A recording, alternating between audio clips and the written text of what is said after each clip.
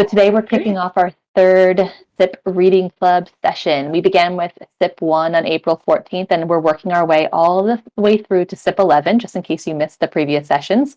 The sessions happen bi-weekly, which will take us all the way through the summer.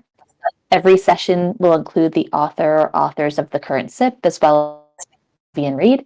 We'll start with the Hiro team asking questions, and then we're going to open it up to the community. This week we have Jude Nelson, research scientist at the Stacks Foundation and author of SIP-003, which we're recording today. We have Pavitthra, or Pavi, distributed systems engineer at Hiro, and Reed, software engineer at Hiro. Let's go forward with it. Pavi and Reed, all yours. Perfect. Thanks for the introduction, Shannon. Finally, I'm here for the beginning. I think this is the first time I've actually made it. So yeah, I think me and Reed are pretty excited to discuss this one just because we haven't discussed this one before with anyone. So we definitely have a lot of questions this time. Reed, do you want to start with the first question? Like we can just start with an overview for like what a SIP is like overall about, and like talking about like what the P2P network is, what it's for. Start really high level like that. Yeah, sure. That sounds good. Yeah, let's get started, I guess. So we're talking about SIP-3 today. SIP-3 describes the Stacks peer network, which is used for relaying blocks, transactions, all sorts of routing information. And yeah, we have Jude with us today who wrote this particular SIP. So maybe we could just get started.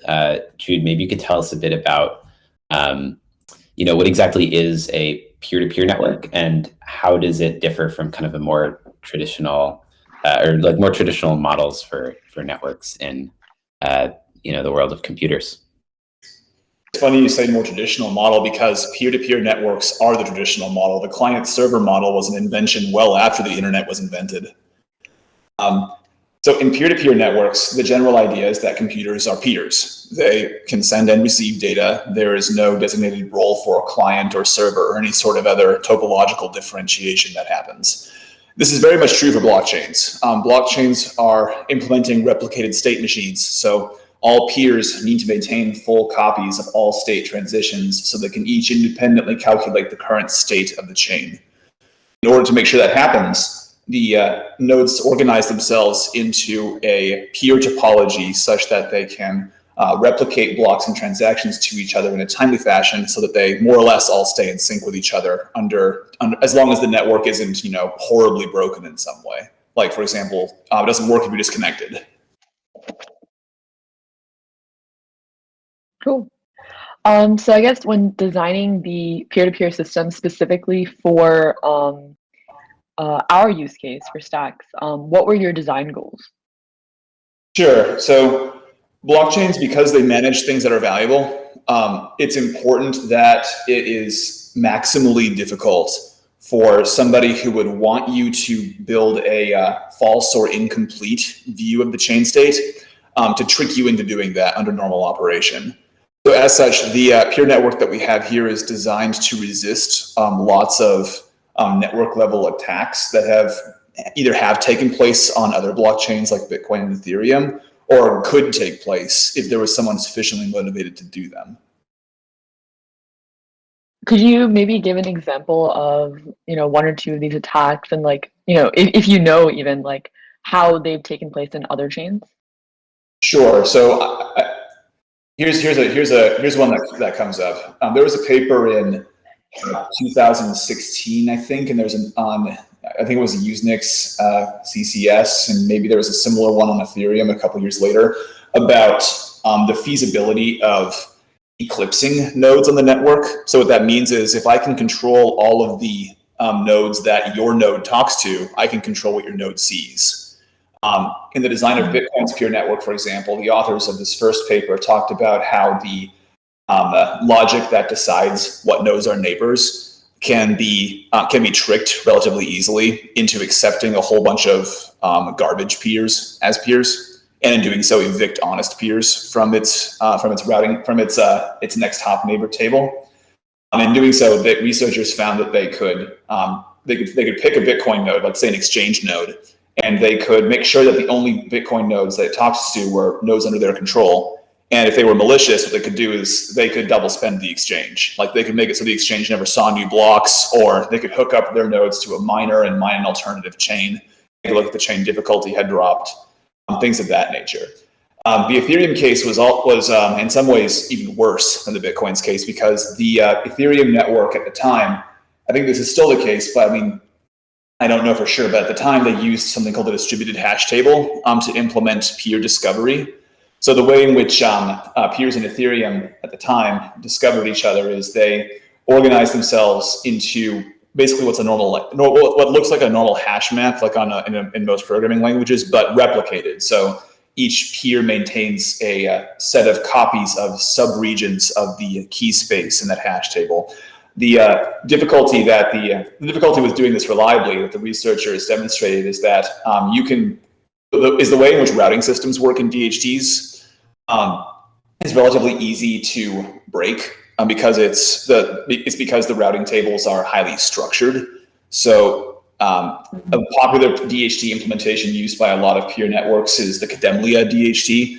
It's widely used because it's one of the first DHTs that's formally shown to have convergence. So looking up a key value in the DHT, you're guaranteed to have O log n network hops, where n is the number of keys in the DHT. I believe Ethereum used something kind of like this. The problem there is that because the attacker knows what key is being looked up and the key tells you what nodes you're going to be hitting up, it's really easy to figure out how to censor particular key value pairs, and in doing so prevent, in Ethereum's case, the Ethereum node from discovering other peers that were not under the attacker's control. We do not do this in the Stacks blockchain. The Stacks blockchain's peer network is what's called a k-regular random graph. So it's a graph, if you can imagine a graph like in the discrete math sense, so a set of nodes linked by a set of edges. This is a k-regular graph in that every node has on average k neighbors, and it's a random graph in that the probability that any node is a neighbor is 1 over the total number of nodes. So perfectly randomly distributed. Sorry, you were about to say something? No. Keep going. Okay, yeah. Sure. Okay, sorry, I heard some noise on the microphone, sorry. So the reason why it's a k-regular random graph is that the attacker now has no way of knowing which nodes are your neighbors. They have to monitor you for a long period of time. They have to infer through statistical analysis of your ingoing and outgoing messages. Oh, well, these peers look like they're all neighbors, but they can't be 100% certain. We also use a k-regular random graph because it makes it easy. So as long as you have at least one peer that's honest, your chain will still be able, your node will still be able to download blocks and maintain a full replica, even if the remaining k-1 neighbors are under the attacker's control. So it makes it, so while that attacker can still eclipse you, it just makes it that much harder for them to use the topological properties of the peer network to discover what nodes they have to attack. So that's important because the lack of structure in the k-regular random graph is a strength, because it makes the attacker's life that much harder. So compare and contrast to Bitcoin and Ethereum. Ethereum uses a structured overlay, the DHT. Bitcoin uses a random overlay as well, but it doesn't have, or at least did not have at the time, a very good peer eviction strategy. So let me talk about briefly what that is. And there's obviously going to be way more than k nodes in the network. So the node has to choose which subset of the network that it knows about are going to be its k neighbors. For most networks, k is usually like 8. I think for us it's 8. I think for Bitcoin it's 8. I think for Ethereum it might be 16 or something like that.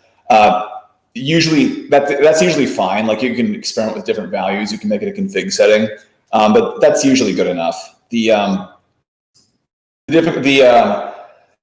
So the eviction strategies. So if you have like more than 8 neighbors, how do you pick which neighbors are going to be your neighbors? So in a random graph, you're constantly trying to build up a total view of the network. So learn all the neighbors in the network, and the way in which you would do that is you execute what's called a random walk on the graph. So if you can imagine the full peer graph. If you can imagine the full peer graph, you have a current vertex on that graph in which the walk is currently situated, And the walk can follow an edge from one vertex to another vertex with a certain probability, or it can stay in its current place. And you can just iteratively run this algorithm where you choose to either stay at the current vertex or transition to a new vertex with a certain probability.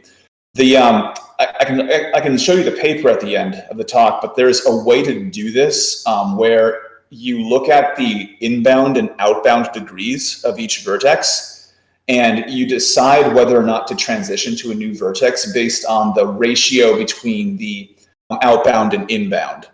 The rationale there is that a node that has lots of inbound connections but few outbound connections is very likely to be reached by a random walk, by a normal walk that walks edges equally.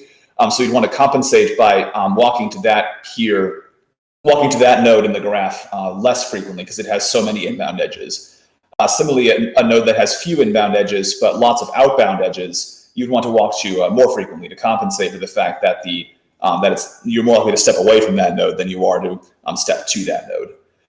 The name of the algorithm is the graph sampling algorithm. Sorry, it's called the Metropolis-Hastings graph sampling algorithm. There is a paper about how to do this somewhat efficiently, and that's what our system itself does. It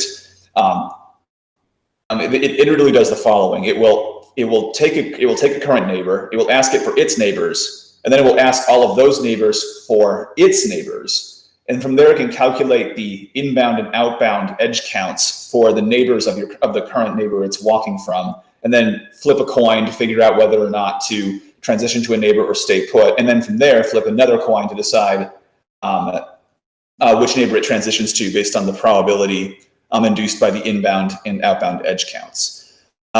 If you do this enough times, you'll eventually walk the whole peer network, and you'll discover the peers that are more or less always online.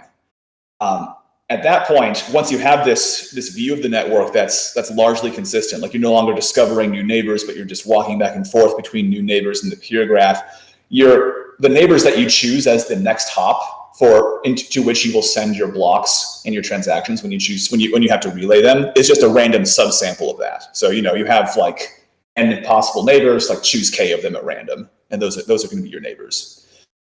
So that's the sampling part. That's how the peer-to-peer network discovers all the other peers it can choose, and then from there it chooses at random which neighbors it's going to forward to.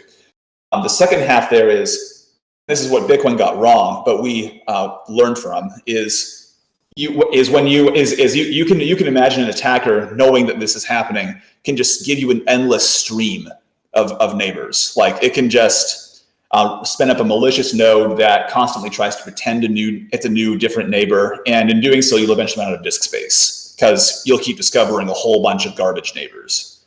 So what we do to constrain this is the total frontier, like all the nodes that you know about in the graph, has a bound size, and it's not allowed to get any bigger than, I think in the current code, it's like 16 million possible nodes. So absurdly large number, like there's probably not going to be that many nodes for a long, long time, but it is reasonable to store inside of a SQLite database.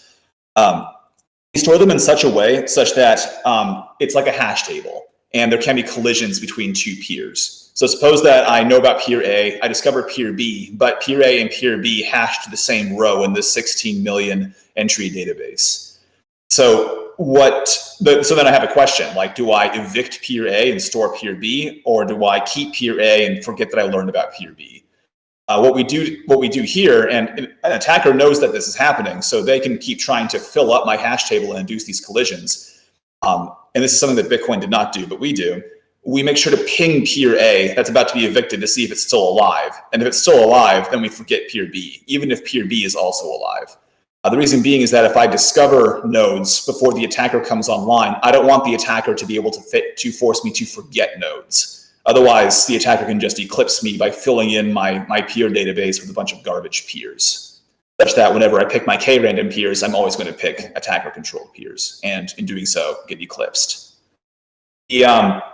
There's another aspect of the peer network as well that we take into account that I think Bitcoin now takes into account, and that is this notion of which autonomous system each node lives in. So the internet is organized into The internet's top-level organizing principle is autonomous systems, so a collection of computer networks with a unified routing policy. Like your ISP is made up of multiple autonomous systems. A large corporation might be a handful of autonomous systems. You can make a small one at home if you want. You just can't really announce it to the world. The internet's top-level routing protocol is a reachability protocol based on making sure that each autonomous system knows about the existence of all other autonomous systems and knows the paths to take for traffic from any autonomous system to any other autonomous system. This propagating information about reachability is handled by a top-level routing protocol called the Border Gateway Protocol, or BGP. Now, in the past, there have been attacks via BGP hijacking, so messing around with an autonomous system's view of how to reach other autonomous systems in order to double spend Bitcoin exchanges. What you can do is you can make it so that the exchange's nodes, their outbound traffic gets eclipsed, not because you've managed to take over that node's peer network, but because you've managed to now control the flow of information through an autonomous system that you, the attacker, control. So what has happened in the past is a handful of times people have managed to hijack BGP prefixes by routing the exchange's traffic through their computers and only their computers, and in doing so filter out blocks that indicate that a token was spent. And then they manage to double spend the exchange while they can maintain control of this hijacked prefix, and they make money that way. So what Bitcoin does to get rid of this, to mitigate this problem, and what we also do to get rid of this problem, is we take into account which autonomous system each node runs in. So you can look this information up publicly because the mapping from IP prefixes to autonomous systems is published via I believe it's not the INA, but by I think it's called ARIN. I forget what it stands for. There's like 5 of these organizations that control the routing prefixes for the whole world. It's public knowledge. You can figure it out yourself if you don't want to trust these websites, because you can run your own BGP listener that will eventually learn all of the routes from the internet. But what it tells you is, okay, I have this IP address. It starts with these following bits. Therefore, it must live in this autonomous system. So what you want to do when picking neighbors, in order to mitigate the threat that a BGP prefix hijack will take place, is you want to make sure that all of your neighbors that you can reach are also from a large number of different autonomous systems, preferably under different jurisdictions. So when the peer does its graph sampling algorithm, when it's picking its neighbors that it will choose to route to, it takes into consideration how many of them happen to live in the same AS. And it makes it, and the more nodes that are in the same AS that chooses its neighbors, the less likely it will pick another node that's in the same AS. So in doing so, we make it so that the peer is more likely to try to send data to nodes in ASs that are less well known to us than ones that are more well known to us. Because an autonomous system represents a unified routing policy, it's very likely that once you send a message to a node in one autonomous system, that node will be able to replicate that data to other nodes in the same autonomous system. But this is less true for replicating data outside of its own autonomous system, because, as I mentioned earlier, the ever-present threat of a BGP prefix hijack can make that not true. So what we do in that case is we just make sure that when we sample peers as our neighbors, we take into consideration the distribution of autonomous systems they represent, so that so that you'll be able to at least notice if there's a BGP prefix hijack underway, because you'll suddenly find yourself unable to reach any other nodes besides nodes in a particular autonomous system. And in doing so, we can raise a warning to people like exchanges or to people who have high value wallets that, hey, like, you don't have enough peer diversity. It's possible someone's doing something nefarious, and it's possible your view of the network is out of whack with what the network state actually is. Okay. A lot of information at once. Let me take a break for questions.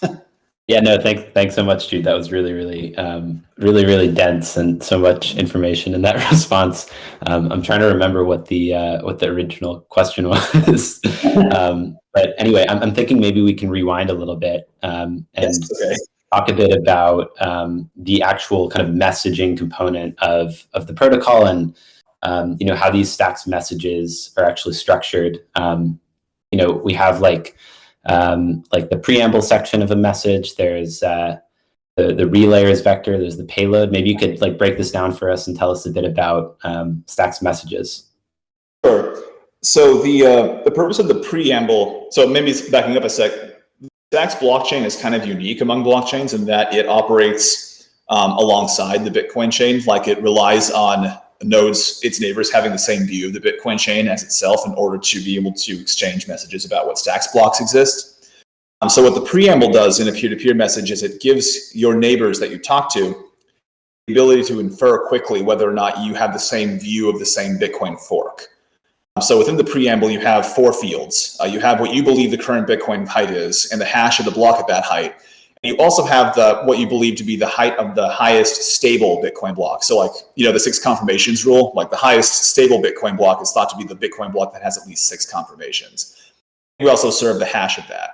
So the first thing you do when you receive a message is you look at its preamble and you see, oh, like, does this node have the same view of the Bitcoin network as I do?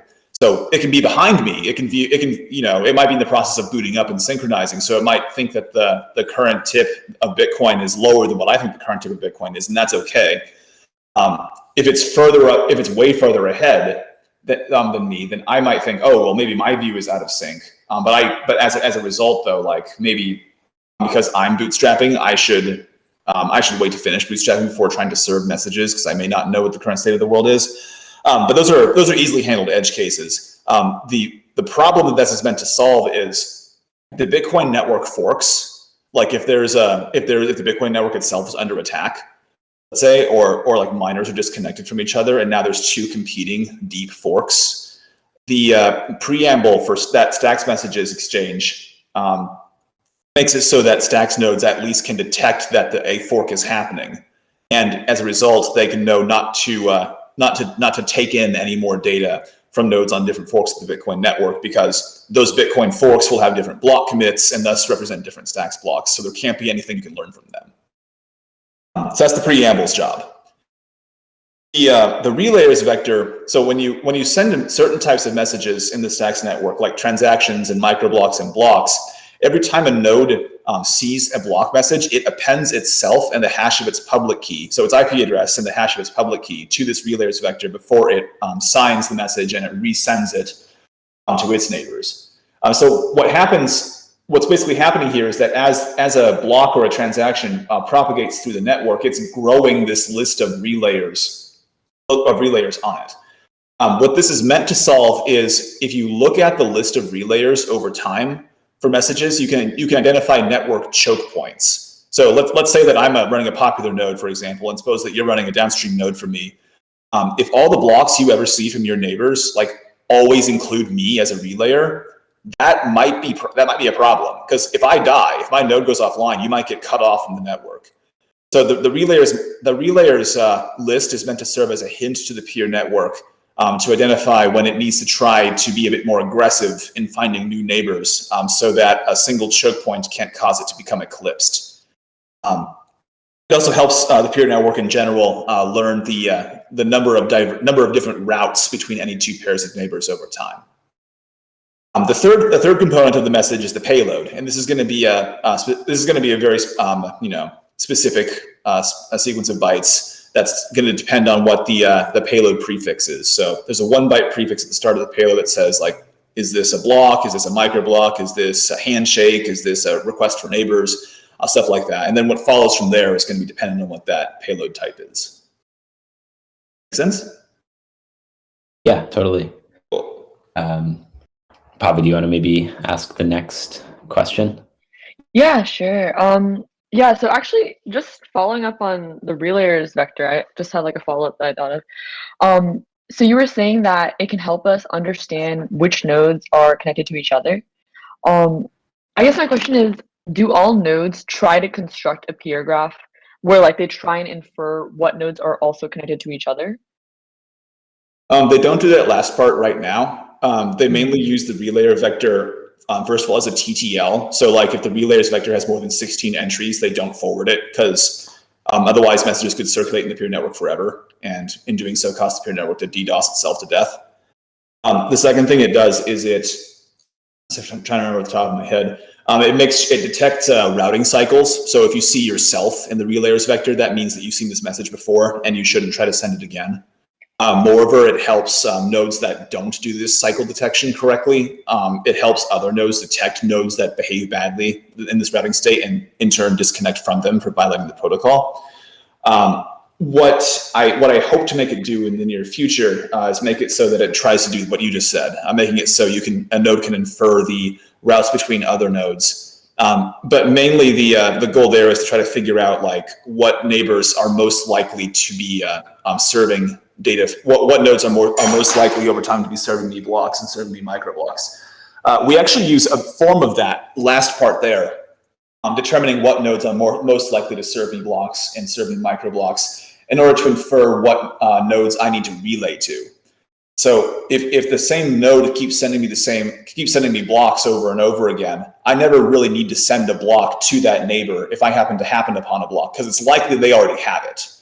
So instead, what I do is when prioritizing neighbors to which to send a block or a microblock, I look at which of my neighbors have least frequently sent me blocks or microblocks, because if they're not sending me stuff, then that must mean that I'm the one who constantly sends them stuff.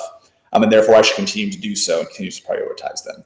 Those are the three main use cases we have for the relay vector right now. Detecting TTL, detecting route cycles, and prioritizing peers for downstream message forwarding. Cool. That sounds great. So another question I had about the relayers vector is, I wonder like what the potential. Okay, actually, maybe we should say this for the end because it's another attack vector question. I'm just wondering what the potential for like misuse is there. But yeah, we can save that for the end because I think we talked about attack vectors quite a bit already. So I guess my next question has to do with different types of nodes. So there's two different planes to the network. There's the control plane, which kind of deals with connecting to other nodes, getting the block inventories, etc. And then the second plane is the data plane, where we're actually trying to query for specific blocks, microblocks, and transactions. So in the paper, it says that not all nodes implement the data plane.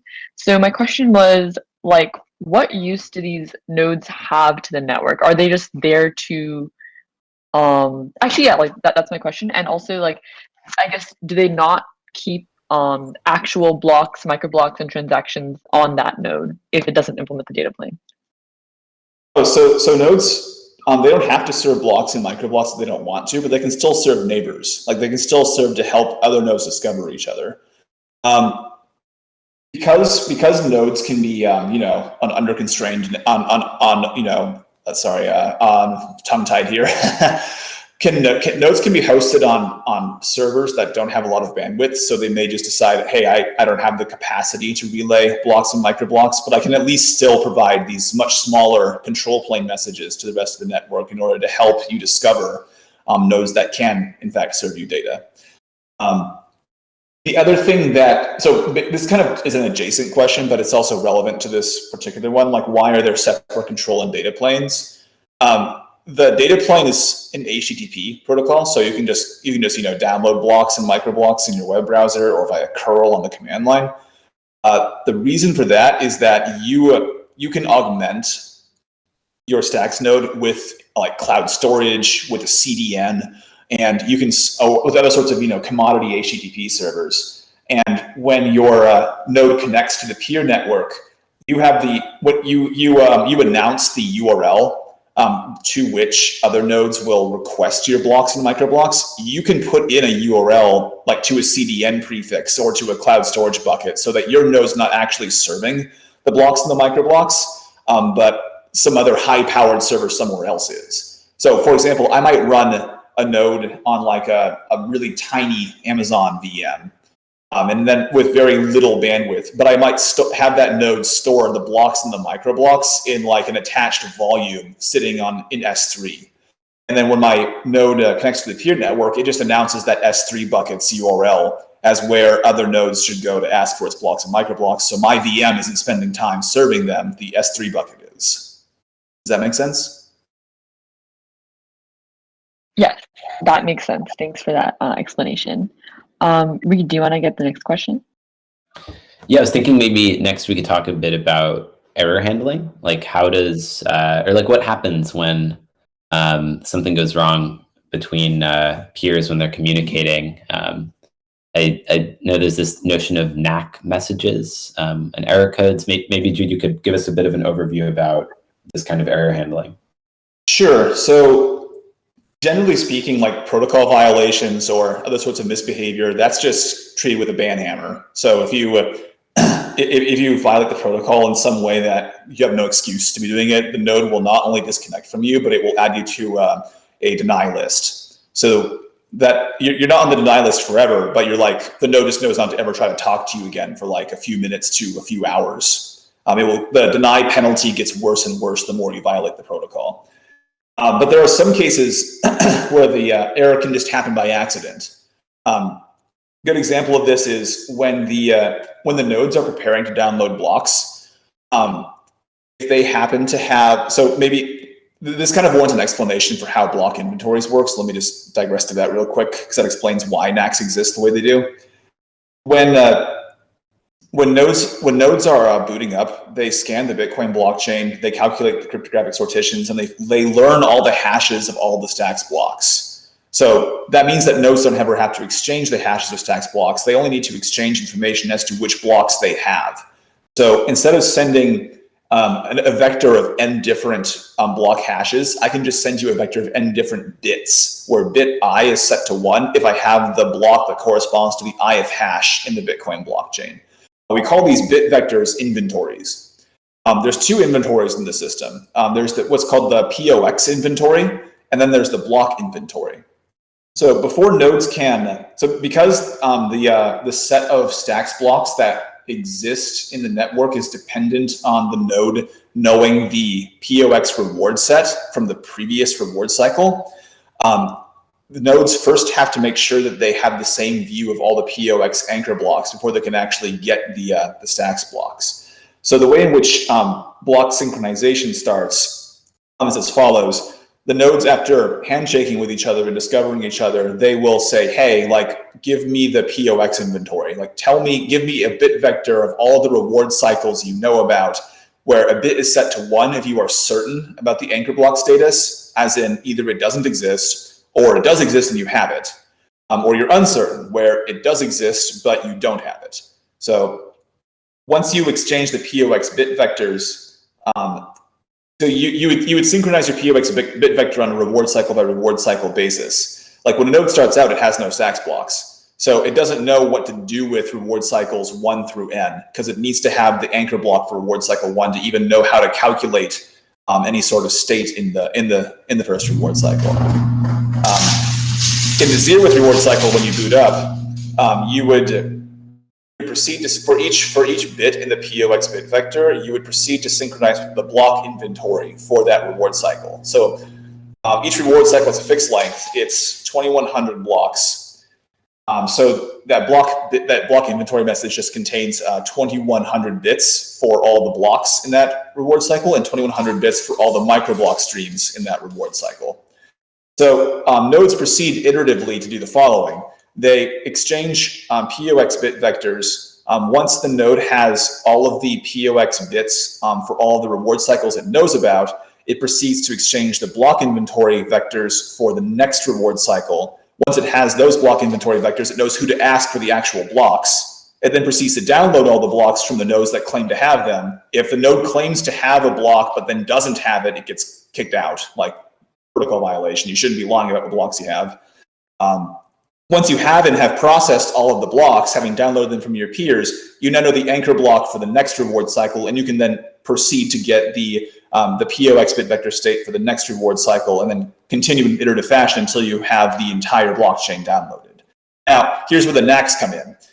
Because downloading blocks is because it's the case that you might not have the anchor block yet. When you go to ask another node to tell you more about the blocks for the next reward cycle, it will look at the state of your anchor blocks, like This is represented by a 20-byte digest called a consensus hash. It represents all of the sortition data you've processed, which in turn is dependent on all of the anchor blocks you have processed. If that's different from what the remote node believes, it will knack you. It won't cut you off. It'll just say, hey, like, you're missing data. You're asking for blocks that don't exist because you need to go get this anchor block before you can start asking me for blocks from this reward cycle. So that's the principal use case of NACS. It's telling nodes that, hey, like, your information is incomplete. You should wait for a while, try to keep synchronizing, and then ask me again. But it's kind of long and roundabout, but that's by far the most common cause of NACS in the system right now. It's due to nodes booting up and not having an anchor block and trying to ask nodes that do have the anchor block for blocks that they have no right to be asking for.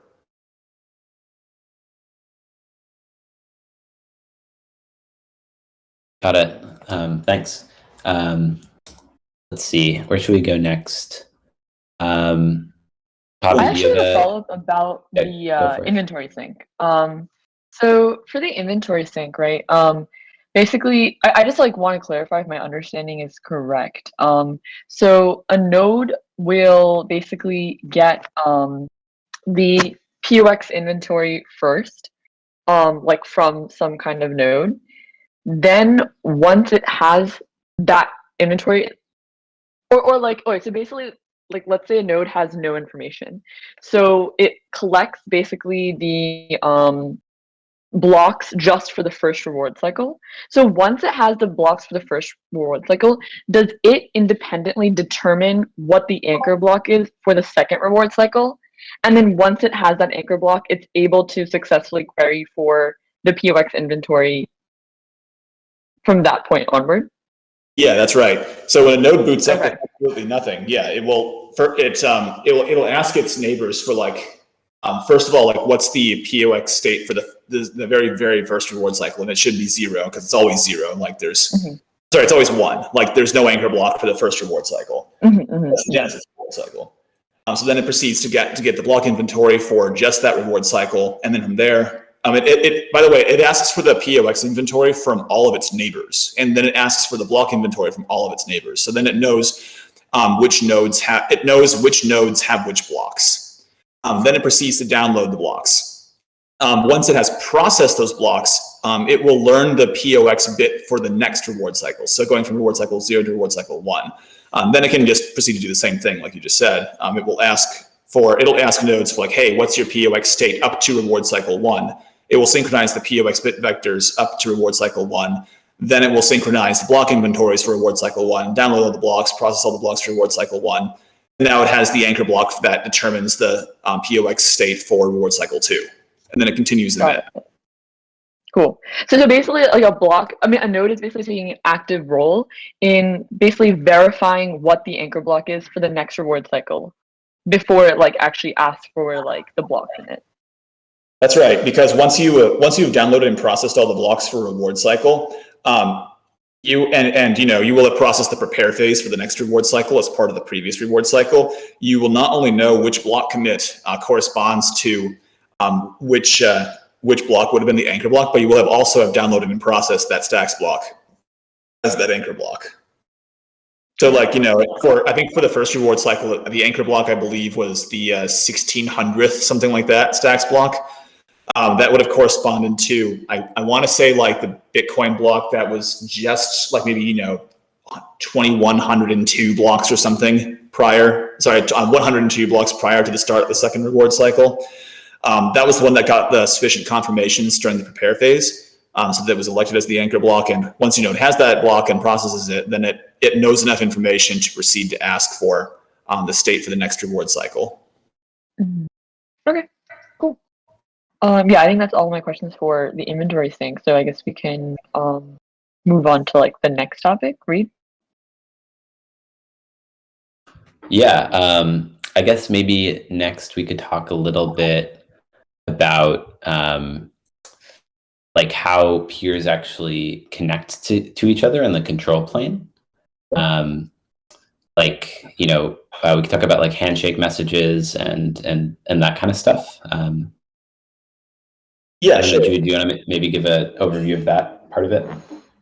Yeah. Suppose that I already have gotten some neighbors. We'll talk about the neighbor part later, I guess. But suppose I already have some neighbors. And I want to go and connect to a new neighbor. Like I'm trying to find the neighbors of a neighbor as part of the graph walk. The first thing I do is I send them a handshake message. All that really contains is just the preamble, plus an empty relay vector because I'm the only one who sent the message and it won't be forwarded. And it contains my current public key. I have the private key on my node, and it will be used to sign all the future messages on the control plane that I will send. And it contains the Bitcoin block height at which my public key will expire. So when the remote node receives my handshake and the preamble checks out, I see the same view of the Bitcoin chain as it does. It will store my IP address and my public key in its peer database, assuming it's not going to evict anyone. And it will send me a handshake accept saying, hey, I got your handshake, we're connected, you can maintain the socket and keep talking to me. I have your public key, so continue to please to sign all of your control plane messages with your private key. From then on out, usually the next thing will happen is I'll send the node a get neighbors request. It will be signed with my private key, so the remote node will be able to authenticate it, and it will be able to generate a response to me that it will sign with its public key. Oh, I should say, the handshake accept replies with the remote node's public key. So that way I learn the remote node's public key and know to expect any future messages sent from it on the control plane will be signed by its appropriate private key.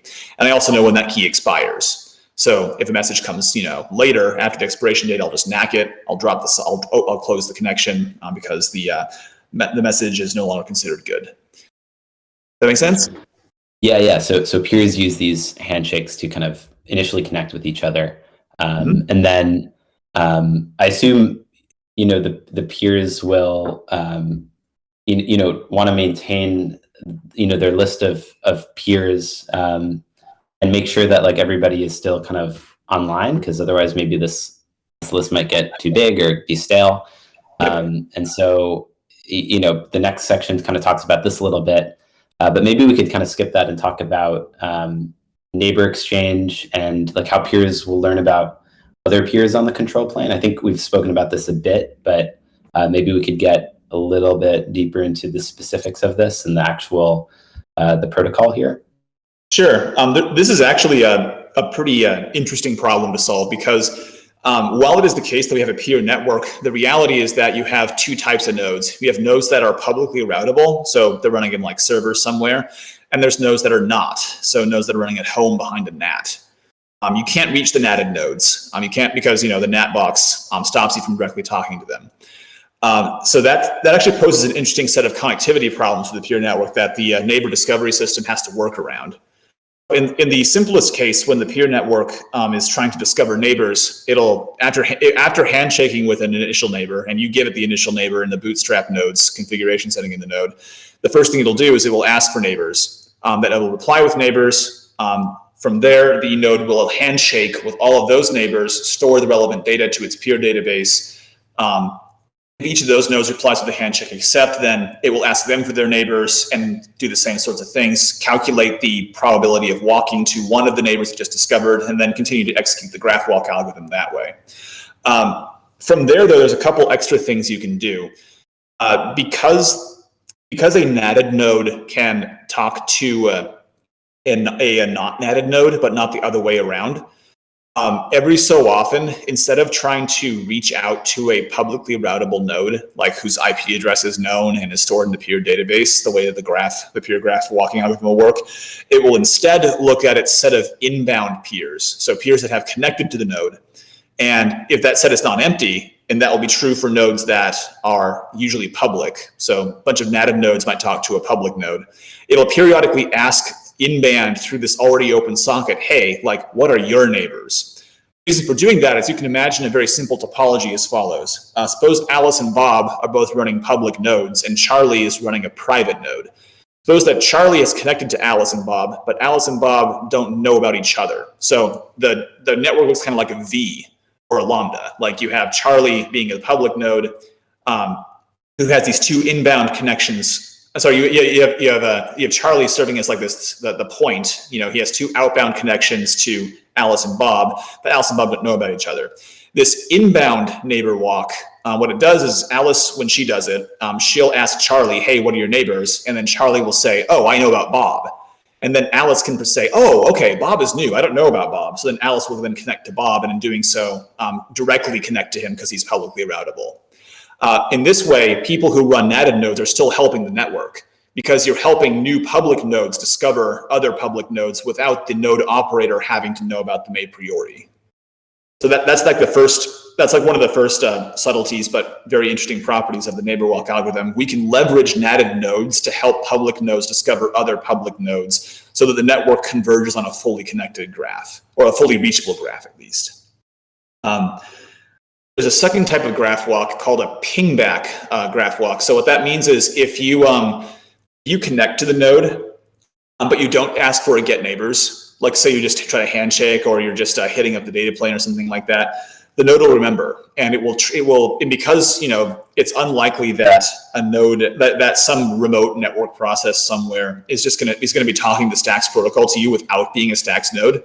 That serves as a hint to the node that, hey, like someone out there is talking to me, but they haven't handshaked or they haven't done the neighbor walk with me. I'm going to go ahead and just try to talk to them and try to get their neighbors, and we call that a pingback. Pingbacks don't always work because, obviously I can make a mock process that just speaks the Stacks protocol and isn't a Stacks node, and that's okay. A pingback can fail, but it does make it so that nodes that have like limited connectivity or who are otherwise not readily discovered through this this inbound walk trick can still get connected to the peer graph and can still have their IP address circulated through the peer network. Does that all make sense? Yeah, definitely. Thanks. Bob, you want to go ahead? Yeah, actually I have some questions about natted nodes specifically. So there's like a few things in the paper that, I was just a little confused by. So one, sentence in SIP-3 was inbound peers tend to be unrootable peers, such as those running behind NATs on private home networks. I guess like my question is like, why is that the case? And also related, SIP-3 also says it is predicted that there will be more natted peers and public peers. So like, I guess like, why did we predict that this would happen? Sure. So to answer your first point, why would there be natted peers? Users are selfishly motivated to run their own nodes because running your own node tells you what the state of your balance is and what the state of the smart contracts are. So you would run your own node because you would not have to want to trust anyone else to tell you what your balance is. And this is true for all blockchains. Like it's true for Bitcoin, for example. Like not your node, not your balance. So you run your own node to become like more self-reliant and to be resilient in the face of unavailability or untrustworthiness of remote nodes. So it's likely people will run them at home. Second, this is experimentally validated. If you crawl the Bitcoin network today, a node counter might tell you there's on the order of like 10,000 public nodes. But if you look at the distribution of Bitcoin peer messages, there's maybe closer to 50 to 60,000 nodes out there that are not routable because those are people running them at home. So they set up their wallets, for example, to talk to their local private nodes in order to get their balance and to send transactions and that sort of thing. But they're otherwise not reachable from the public nodes because they sit behind NATs. Another example of this is if you're running a web service like a Block Explorer, there's a good chance that the nodes that you deploy there are going to be natted. Like no point in having them talk to the outside world. Just have them sit there behind a NAT talking to your exchange or your Explorer backend. So it just mitigates the attack surface on your network. So that's why we believe that a lot of nodes will be natted. That's why we believe a lot of nodes will be natted. It's a reasonable thing to happen in blockchains. It's happened before. So we should design our neighbor walk protocol accordingly to at least make it so that those nodes can still participate and help keep the network connected. Okay, cool. And relatedly, another thing that it says is a peer will select more inbound peers than outbound peers when forwarding a new message. Is that just because like, you kind of assume your inbound peers are more likely to be natted, so you want to make sure that they're still getting the messages? Exactly. Okay. If you're a not natted node, if you're a natted node, you will likely have 0 inbound peers because no one can reach you. If you're a public node, you'll have a lot of inbound peers because there'll be not only will there be other public peers trying to talk to you, but also there'll be natted nodes. However, you are likely to be able to reach the public nodes already, and it's likely that a subset of the public nodes connected to you will be outbound. So just by having a few outbound nodes and making it so the rest of the nodes will continue to forward messages that you send them, you can be reasonably assured that any message you propagate through the peer network will reach all public nodes pretty quickly, just by sending it to a few outbound peers and having them send it to a few outbound peers of their own, et cetera, et cetera. The inbound peers you have to be way more proactive with, because they can only really pull data from public nodes. That's generally speaking not good for them, because if you're mining at home, you want to have the latest state of the network at home, and you want to make sure that that new blocks reach you as they get mined, as opposed to when you wake up and try to pull them from your neighbors. So what the peer network does is it tries to prioritize sending blocks to inbound nodes, knowing that there's a chance a subset of them will be native nodes running at home mining blocks, and thus need to have the new block data sent to them as soon as possible.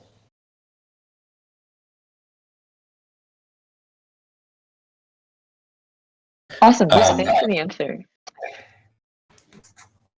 Should we maybe open it up for questions from people listening?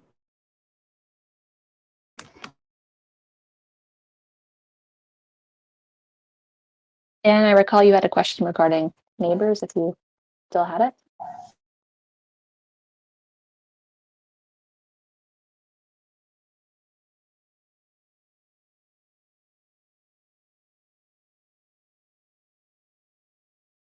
Maybe all set. It's not joining the stage.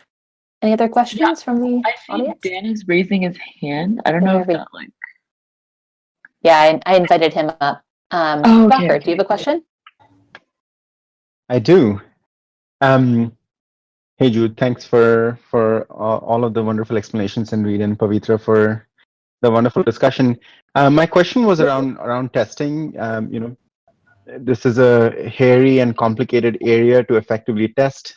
You have so many edge cases and potentially different topologies that exist out there. Can you talk a little bit about the approach to testing the P2P system, both ahead of the Stacks 2.0 mainnet launch, but on an ongoing basis? How do we build confidence in the behavior of the P2P network in various scenarios? So surprisingly, a lot of the edge cases, you only need a few nodes to really make sure that they work correctly.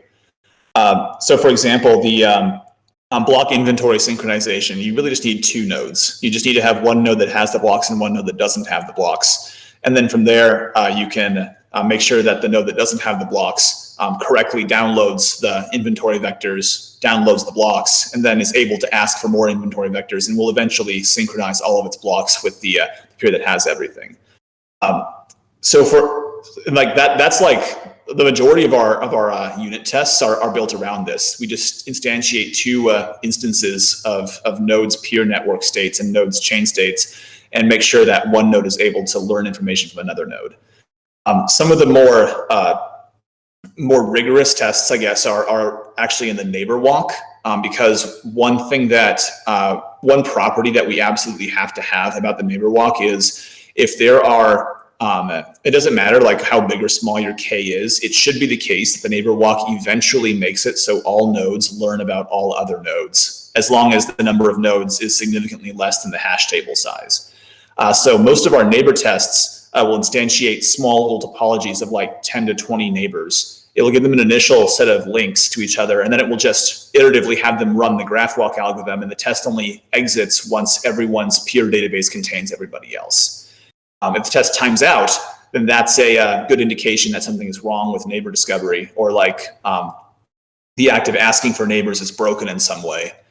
We can simulate the acts of, so the network code is actually full of fault injection logic that lets us do things like simulate NATs or simulate lack of connectivity or message loss and things like that. So we can make sure that even in the face of having like a lot of native nodes or a lot of nodes that are public but don't know about each other but have shared native nodes, they can still all learn about each other through, for example, the inbound neighbor walk I mentioned and through the pingback mechanism I mentioned. Let's see what else. There's a handful of cases that I think probably the hairiest thing that we test is actually the anti-entropy protocol. So there's a fail-safe mechanism inside the peer network whereby if a node discovers that some of its neighbors, by looking at its neighbors' block inventories, that it doesn't have a block, but the local node does have a block, then every so often the local node will just push that block out to its neighbors proactively, even if the remote neighbors are in the process of asking. Reason for that is if you're a miner, let's say, and you mine a block, but you're natted, and for some reason or another, you can't send that block. This at least makes sure that that block will still eventually get sent and the chain won't be structurally compromised with the lack of the block. Simulating that requires setting up like a full Bitcoin node, setting up a full mining node, setting up other nodes that follow that try to just boot themselves completely off of the anti-entropy protocol. So we fault inject them to make sure that they can't actually download blocks or even download block inventories, and they just wait for the node with everything to anti-entropy send them all of the block and microblock data that they have. But TLDR, like besides looking at making sure that the neighbor walk system works by making sure that everybody learns about everybody else over time, most network tests are really just 2 to 3 nodes participating. Cool. Thanks. Where can we find these tests in the code base? SourceNetNeighbors.rs contains most of the neighbor walk tests. Block download and anti-entropy are found mainly in SourceNetRelay.rs. Let's see. A lot of the simple peer-to-peer chat stuff, like sending get neighbors, sending get blocks in, making sure that all works correctly and that the preamble validation works, that relayer validation works. That's all handled in SourceNetChat.rs. I think there's tests in SourceNetP2P.rs for testing the propagation sampling. So verifying that when you have a block that you need to go forward to some people, that you correctly sample your set of inbound and outbound neighbors, so that you're sampling more inbound neighbors than outbound neighbors, and you're sampling neighbors proportional to inversely proportional to how frequently they send you blocks and microblocks. Perfect. Does anyone else have any questions?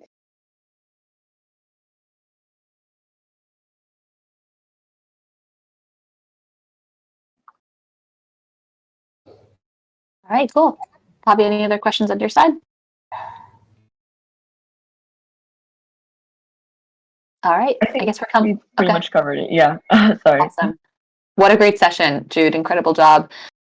Thanks, Jude, Bobby, and Reed. That was really, really wonderful. Our next session will cover SIP-4 and will take place on Wednesday, May 26th. Same time, same place. Have a great rest of your week, and thanks for joining, everyone. Thanks, Shannon. Thanks, Jude. Thanks, Pavi. See you guys Pleasure. soon. Thanks, everyone. Bye.